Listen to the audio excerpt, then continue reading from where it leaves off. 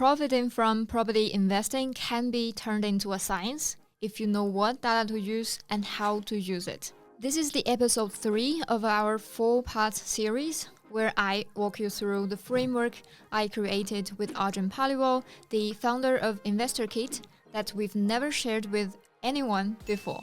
This framework is an integral part of how we helped our clients make over $350 million in equity. And for the first time, I'm gonna share it with you. I'm Junge Ma, the lead research analyst at InvestorKit. In this 4-part series, we'll open up the 4 pillars of profit-driven data, what they are, why they're important, where to find the data, and how to interpret the data. Plus a bonus at the end where I will bust a myth that could cost your portfolio growth. We've already covered population and demographics and construction activities in episode 1 and 2. If you missed them, click here. But now it's time to unpack the importance of economic strength in property investing.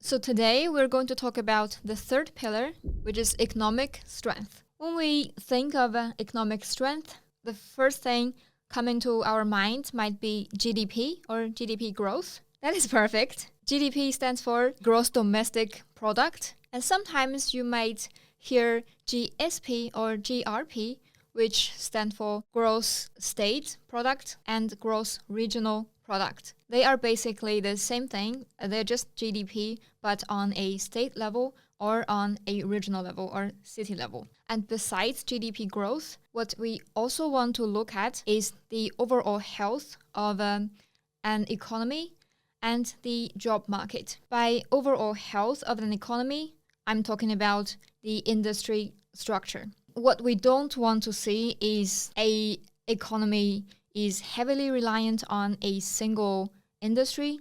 In the case of Australia, this industry could be mining. If a lot of people in one economy is employed in the mining industry, it could cause some trouble when that industry goes down. People would leave because there are not enough jobs for them to work in. Therefore, housing demand would decline as well. That is basically what we saw in Perth, Darwin, or northern Queensland cities between the year of 2013 and 2020. And another thing we want to look at is the job market. What we want to see is an active job market where people are all employed or almost all employed and nobody is leaving the city. In job market, we mostly look at the unemployment rate and job vacancies. First, unemployment rate. 5% is the commonly deemed balanced unemployment rate, or in economics, it is called the full employment status. And when we look at job vacancies, we want to see an increase in the number of job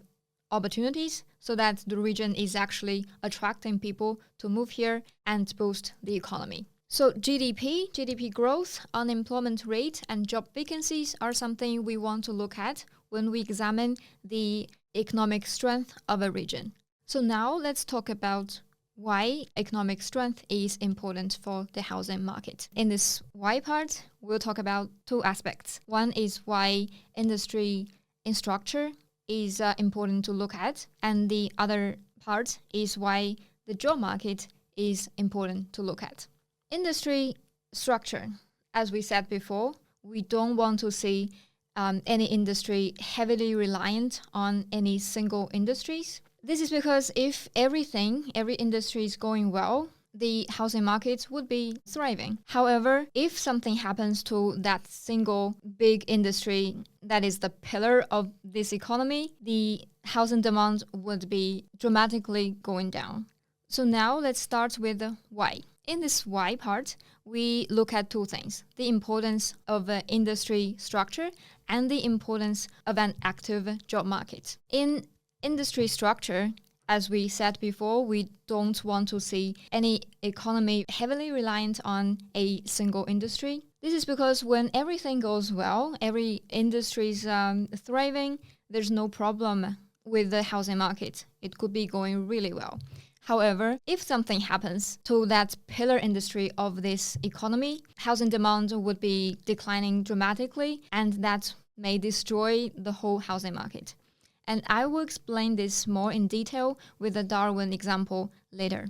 And now let's move on to the importance of an active job market. When the job market is active, several things happen. First, we have more and more job opportunities to offer in this economy, and that will attract more and more people to move in to our region. And the incoming migration would boost the local housing demand. And another thing happens is that the local income will probably increase faster, and the housing affordability of individuals in this economy would be increasing, and that will also boost our housing demand. So that is basically why a balanced industry structure is important and why an active job market is important for our housing market. Before we get into the Darwin example, shall we look at where we can find the data? In this section, I'm going to show you how to find the industry structure of a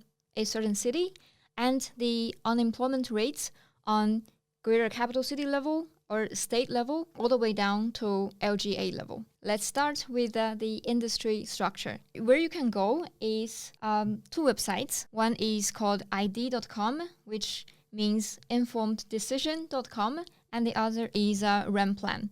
Most of the LGAs would have their economic information on either of these websites. So now let's go to id.com first. In Google, we just type in id.com economy. Search results, the first one is Economy ID. This is kind of the homepage of their economic profiles. As you can see, all these logos are council logos. You can click in any of these. We'll just use Adelaide as an example. What you can see here is a snapshot of GRP, population, local jobs, in largest industry, and so on. If you want to check the industry structure, where you can go is to go to local employment and choose employment by industry, FTE. FTE means full-time equivalent. Here, if you scroll down, you will see this table. Financial year 2021 to 2022 should be the most recent data. And if you want to check the top employment industries, just click onto the percentage sign, and it'll sort by percentage or size. Adelaide's industry structure is quite healthy. As we can see here, the top employment industries are professional services, public admin, healthcare, and social assistance, financial services, and education. We love these industries because they are all in the service sector and they are quite sustainable. If you've got time, feel free to explore around because they have many more aspects about the local economy. And now let's move on to remplan.com. Again, we start with Google and we'll type in Remplan. Region Explorer, it's also coming for me as well. We click into it. First result should be the home page. And as you can see here, instead of showing all the council logos, it is showing us on a map, which is, it could be easier. We can zoom in to click on any of these locations, or we search by council name. I'll use this council as an example. Economy, jobs, and business insight. And if we use this bar on the top right corner, you see a tab of industries. Scroll down. This bar chart shows all the employment industries in this region. You can show it by numbers or by percentage. In this region, we see the dominant industry is agriculture, and followed by healthcare, education, public admin, and manufacturing. Compared with Adelaide, I would say this industry is more reliant on agriculture. It's just less healthy than Adelaide. Cool, so that's id.com and Remplan. are the main two websites we usually check for industry structures. And now let's move on to unemployment rate. For unemployment rate, where we can go are two places. One is, again, ABS, and the other is Jobs and Skills Australia. I'll show you ABS first. So ABS has this monthly updated estimate on unemployment rate of a state level and a greater capital city level. And I'll show you again, starting with Google. Type in Labour Force Australia, and the first result is what we need. As you can see here, the latest release was in April this year, and cutoff date for data should be March 2024. And you see all these nice trend lines already visualized for you. And if you're not happy with just the charts, what we can do is to go to the data download section and download all the tables available here. The one that we usually need is Table 1, Labour Force Status by 6, Australia-wise, trend seasonal adjusted and original. It has all the unemployment rate estimates for all states and capital cities. If you're not happy with just capital cities, another place you can go is called Jobs and Skills Australia. Again, we start with Googling. Type in Jobs and Skills Australia, which is the first suggestion. We get into this website, and in the tab of data, we go to small area labor markets. On this page, we have the quarterly estimation of unemployment rate of all LGAs and all SA2 regions. SA2 means ABS, statistical data, statistical area level 2. It is more or less the size of a suburb, so you can understand it as a suburb. Sometimes it's just it's a bit bigger, but very similar. Again, if we go to the downloads section, you see all these sheets on either SA2 level or LGA level. Cool, that is the unemployment rate. For job market, one more thing we can check is job vacancies. And for job vacancies, we also get it from Jobs and Skills Australia. And I'll show you where it is. Again, we go to the data tab, and instead of going to small area labor markets, we go to Internet Vacancy Index. This index is created by combining the number of job ads on all three major job ads platforms in Australia.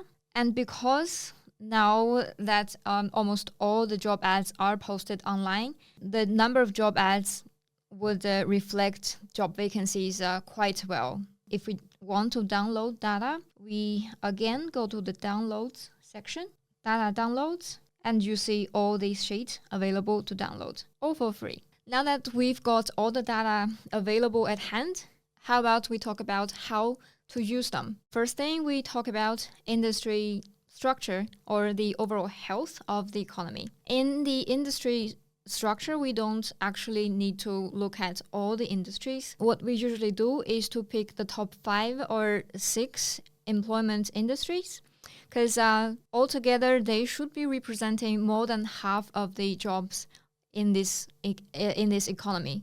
If there is one industry that represents more than 20 or even 30% of the local jobs, that could be a sign of an unhealthy economy. And that should be a red flag. One of the red flags you need to be mindful of. And second, let's move on to the job market. As we mentioned before, 5% is usually deemed as the balanced level of unemployment rate. Any figure below that would represent a really robust economy, and anything above 5% would be representing a relatively weak economy. However, we can't just look at the level. We need to look at the trends as well. If an economy's unemployment rate, say, is 6 or 7%, by just looking at the number, it seems a weak economy. However, if we look at the trend, maybe look at the unemployment rate over the past 1 or 2 years, you may see that it is actually declining. That means this economy is getting stronger and stronger, and that market would be worth watching.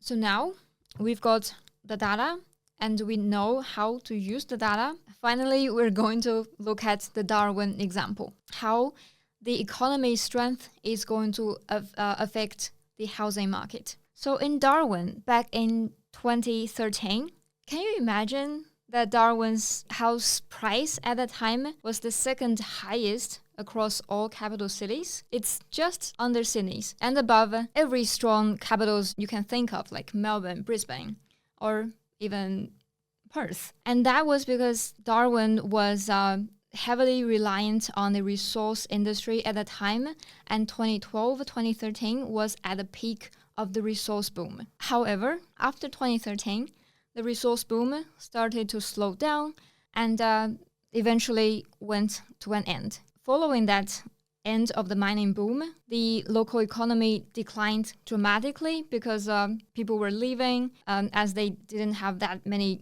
jobs for them to make money from. Then the housing market followed the economy and declined as well. There was this 6 or 7 year of a consecutive decline from 2014 to 2020. And now Darwin's property market is the most affordable across all capital cities. So that is how you can tell that the economy strength can affect the housing market. Now we come to the myth-busting time. Is economic strength everything? The answer is no. Why? I'll give you an example of Sydney and Melbourne. We all know that in 2018 to 2020, the two cities, Sydney and Melbourne, went into this housing market decline where prices dropped by double digits in almost each year. Well, that happened. The economy of both of these cities was actually strong. The unemployment rate was almost the lowest in over a decade, and the GDP growth was the same as the previous years when the housing prices were skyrocketing. But why the house market just declined? That is basically because of the market cycle. Demand couldn't catch up with supply as prices were too high for people to afford, and supply became so much as everyone wanted to get capital gains from the housing boom in the previous years. So Sydney and Melbourne basically tells you that economic strength is not enough to tell if a housing market